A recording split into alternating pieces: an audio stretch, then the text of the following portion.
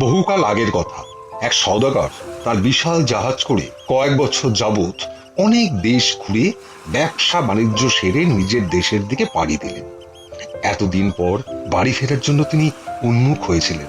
জাহাজ যখন তার নিজের দেশের দিকে ভেসে চলেছে, তিনি তখন একান্তে দাঁড়িয়ে ভেবে চলেছেন তার পরিবার, তার প্রিয়তমা স্ত্রীর কথা।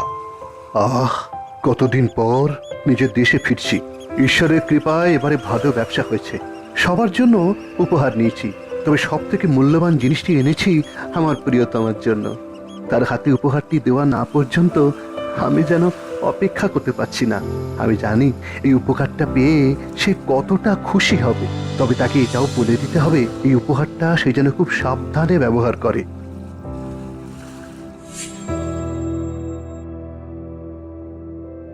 হ্যাঁ গো, সবার সব উপহার দেখলাম, কিন্তু আমার জন্য কি তুমি কিছুই আনোনি? সে কি কখনো হয় গিন্নি? এই নাও, দেখো তো পছন্দ হয় কিনা। ও মা, কি সুন্দর হার! এই দেখো দেখো, যেন চারপাশ থেকে লাল রঙের ছটা বেরোচ্ছে। দেখো। তবে একটা কথা মনে রেখো, এই হার ঠিক ততটা সুন্দর, একে অবহেলার মূল্য ঠিক ততটাই ভয়ঙ্কর। মানে? দক্ষিণ দেশে ব্যবসা করতে গিয়ে এক সন্ন্যাসীর সাথে আমার পরিচয় হয়েছিল। আমার ব্যবহারে খুশি হয়ে তিনি এই হারটি আমাকে উপহার দেন এবং বলেন, তোমার ব্যবহারে আমি অত্যন্ত খুশি হয়েছি সওদাগর, এই উপহারটি তুমি রাখো। শুধু এই হারের সৌন্দর্যের সঙ্গে একটা সতর্কতার কথাও মনে রেখো। এই হার যদি একবার ছিঁড়ে যায়, যে এই হারটি আবার জোড়া লাগাবে তার কিন্তু তখনই প্রাণ যাবে। ও তুমি ভেবো না, এই হার আমি খুব যত্নে রাখবো, খুব যত্নে। আপনার এই হারটা কিন্তু খুব সুন্দর হয়েছে, আপনাকে খুব মানায়। উনি আমার জন্য কত দূর থেকে এই হারটি এনে দিয়েছেন জানিস?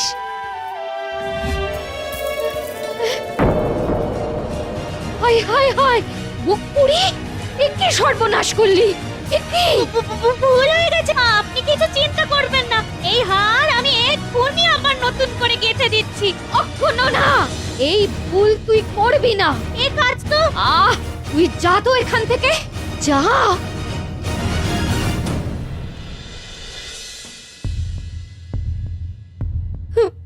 এ তুমি কি করলে? এ হার যে সারাবার আর কোনো উপায় নেই। একটিবার আমায় এই হাতটি সারিয়ে দাও, আমি কথা দিচ্ছি আর কখনো এই ভুল হবে না। শুধু একটিবার দয়া করুন, শুধু একটিবার। তুমি যাও, আমি দেখছি কি উপায় করা যায়। শোনো শোনো শোনো, চাঁদপুরের সওদাগর এই ঘোষণা করছেন যে তার একটি মহামূল্যবান রত্নহার খণ্ডিত হয়ে গিয়েছে। যে মণিকার এই মহামূল্য হারটি পুনরায় গেঁথে দেবেন, তাকে তিনি 1000 স্বর্ণ মুদ্রা উপহার দেবেন। শোনো শোনো শোনো।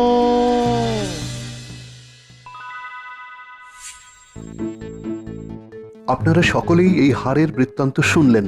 এবার বলুন, সব জেনে আপনাদের মধ্যে এমন কি কেউ আছেন যিনি এই কাজটি করতে আগ্রহী? মাফ করবেন সওদাগর, এই হারের অভিশাপের কথা শুনে আমার মনে হয় না কেউই এই কাজে আগ্রহী হবে।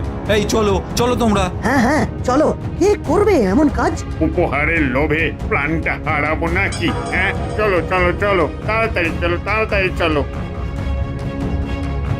কি হলো যুবক, তুমি গেলে না? আমি এই কাজ করতে চাই হুজুর। কি বলছো?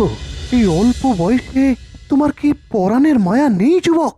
আমি এক দরিদ্র মালাকার হুজুর, আমার আপন বলতে এক অন্ধ বোন ছাড়া আর কেউ নেই। আমার শুধু একটাই অনুরোধ, এই কাজ করার পর আমার মৃত্যু হলে দয়া করে আমার উপহারের অর্থ আপনি আমার বোনকে পৌঁছে দেবেন। 1000 স্বর্ণ মুদ্রায় তার জীবন স্বচ্ছন্দে চলে যাবে। বেশ, তোমার যা ইচ্ছা তাই হবে।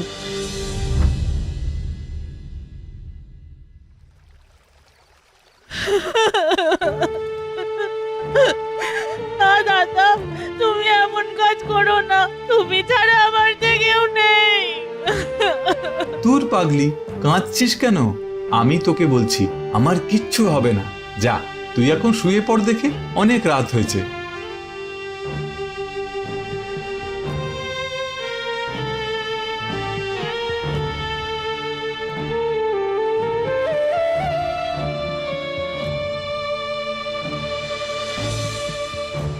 এই সুতো আমি নিজের হাতে রত্নের মধ্যে প্রবেশ করালেই আমার মৃত্যু অনিবার্য।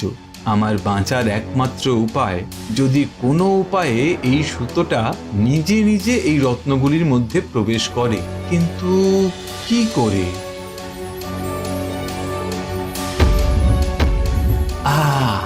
এই তো বুদ্ধি হয়েছে।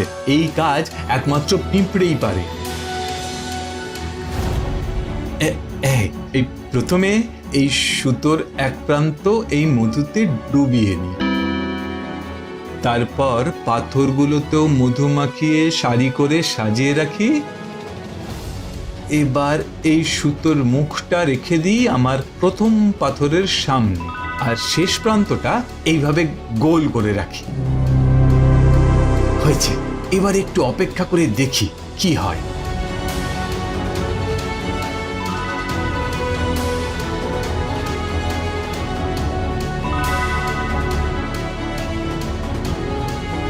হয়েছে হয়েছে হয়েছে, হাড় গাঁথা হয়েছে। যাক, বুদ্ধির জোরে এই যাত্রায় জোর প্রাণে বেঁচেছি। হে ঈশ্বর, এবার বোধহয় আমাদের দুঃখের দিন শেষ হলো।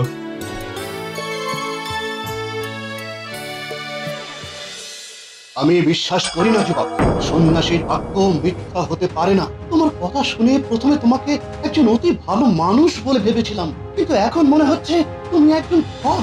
আমি নিশ্চিত এই হার আমার নয়, তুমি আমার সঙ্গে ছলনা করছো। হুজুর, আপনি আমার কথাটা শুনুন। আমি তোমার কোনো কথা শুনতে চাই না। আমি তোমাকে একদিন সময় দিচ্ছি। হয় তুমি আমার হার আমাকে ফেরত দেবে বা আমার রত্নগুলি নিয়ে আসবে, অন্যথায় আমি কিন্তু মহারাজের কাছে তোমার বিরুদ্ধে নালিশ করব।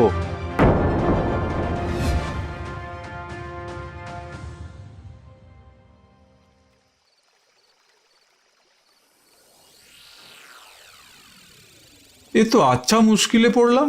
এবার কি সত্যি সত্যি নিজের প্রাণ দিয়ে প্রমাণ করতে হবে আমার সততা? হে ঈশ্বর, পথ দেখাও। হ্যাঁ, মাথায় একটা বুদ্ধি এসেছে, মনে হচ্ছে এতে কাজ হবে। নিশ্চয়ই হবে দাদা, তোমার বুদ্ধিতে কাজ হবে না এমন তো হতেই পারে না। তবে তোকে কিন্তু আমায় একটু সাহায্য করতে হবে। নিশ্চয়ই করব দাদা, বলো না কি করতে হবে।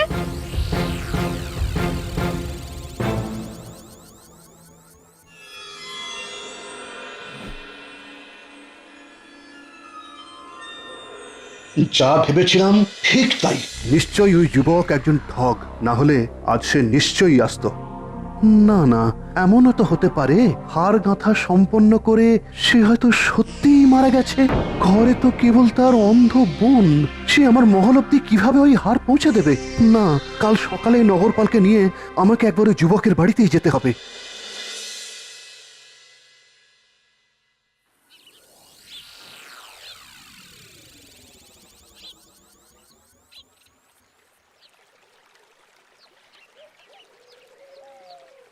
এটাই কি মালাকারের বাড়ি? কে? আমি নগরপাল। আমি জানতে চাই, এটাই কি মালাকারের বাড়ি? হ্যাঁ, ইনি আমার দাদা। তোমার দাদাকে একবার ডেকে দেওয়া যাবে? দাদা তো আর নেই, কোনো এক সওদাগরের জন্য মালা গাঁথতে গিয়ে কালই তার মৃত্যু হয়েছে। হে ঈশ্বর, তুমি আমাকে ক্ষমা করো। তুমি কি জানো সেই মালাটি এখন কোথায় আছে? মৃত্যুর পূর্বে দাদা সেটি আমার হাতেই দিয়ে গেছেন নগরপাল মশাই। এই যে দেখুন সওদাগর মশাই, এটাই আপনার সেই হার তো?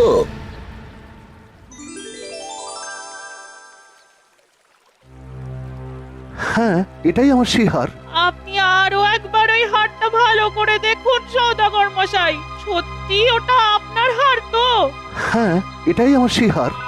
তবু আর একবার যদি আপনি ওটা ভালো করে দেখেন। এটাই আমার সেই হার। এই হারের জন্যই তোমার দাদা আজ তোমায় ছেড়ে চলে গেছেন। তবে তোমার দাদাকে দেওয়া কথা আমি রাখবো বোন। এই নাও এই কাজের পারিশ্রমিক, 1000 স্বর্ণ মুদ্রা। তোমার দাদার ইচ্ছে ছিল এই অর্থ আমি যেন তোমার হাতে তুলে দিই।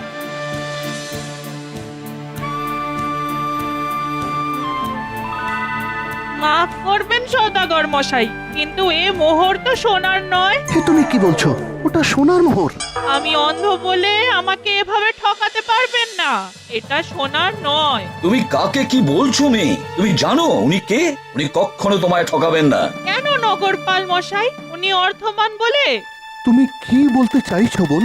আমার দাদা যখন বুদ্ধির জোরে মালা গেথে আপনার কাছে নিয়ে গিয়েছিল, তখন আপনি তাকে অবিশ্বাস করেছিলেন কেন সওদাগর মশাই? আমরা গরিব বলে?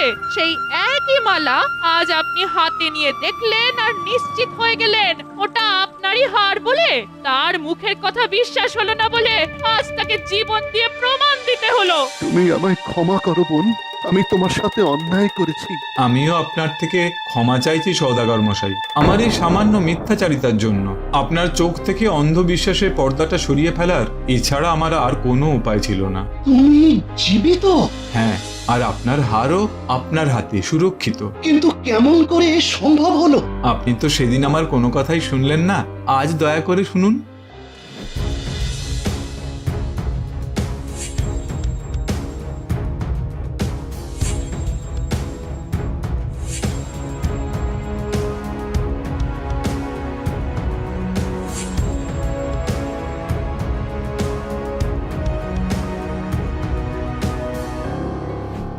ধন্য তুমি যুবক, তুমি ধন্য।